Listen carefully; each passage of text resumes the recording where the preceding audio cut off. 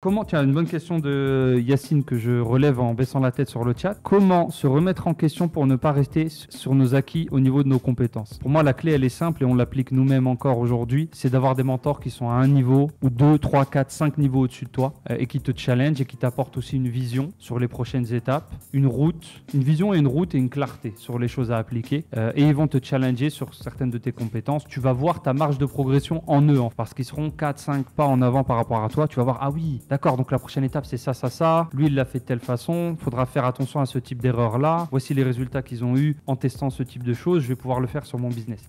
Il faut que tu sois entouré de gens qui sont à plusieurs niveaux au-dessus de toi. C'est pour moi le meilleur moyen de se faire challenger. Oui, absolument. Participer à des masterminds, encore une fois, pas faire partie de clubs d'investisseurs. Il faut savoir s'entourer, comme a dit Adam, pour toujours se remettre en question, remettre en question ses compétences. Parce que ce qui peut arriver, et ça on le voit souvent dans le monde entrepreneuriat, et surtout des personnes qui partent un petit peu de zéro, dès qu'ils ont un petit peu leur premier succès, ça prend très vite la grosse tête, ça pense avoir tout compris.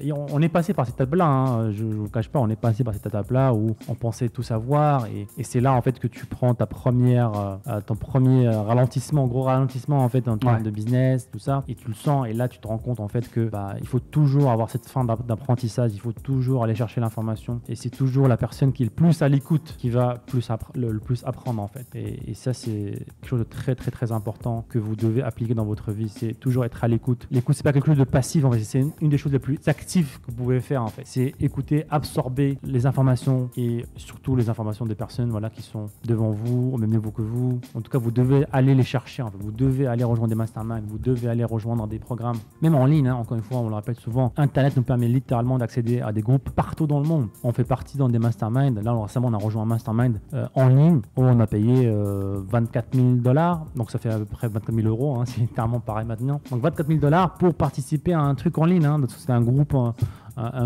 Facebook, on fait des zooms, tout ça. Donc 24 000 $, beaucoup penseraient que c'est une dépense, c'est trop, mais ça nous permet d'avoir accès à des mentors, à des personnes qui sont à l'autre bout du monde, qui font des gros business, et ça nous permet littéralement de gagner des années d'expérience, de gagner littéralement des centaines, peut-être pas même des millions d'euros en erreur en fait, qu'on aurait commis, qu'on aurait raté si on n'avait pas pris le temps de se former. Donc prenez en fait, profitez les amis de cette période-là, de ce mouvement d'internet qui nous permet littéralement d'accéder à des cerveaux en fait, où qu'ils soient en fait, hein, et surtout les cerveaux avec qui vous vous sentez bien quoi. Il y a tellement aujourd'hui de possibilités, tiens, lui me plaît, son histoire me plaît, j'aime bien son business, tiens, j'aimerais bien échanger avec lui, comment je fais? Il faut payer. Ok, juste ça en fait, c'est aussi simple que ça, il faut payer pour avoir accès à de l'information. Alors qu'avant en fait, si on revenait quelques années en arrière, l'information était protégée derrière fallait connaître, fallait faire derrière partie des gens, grosses portes de château.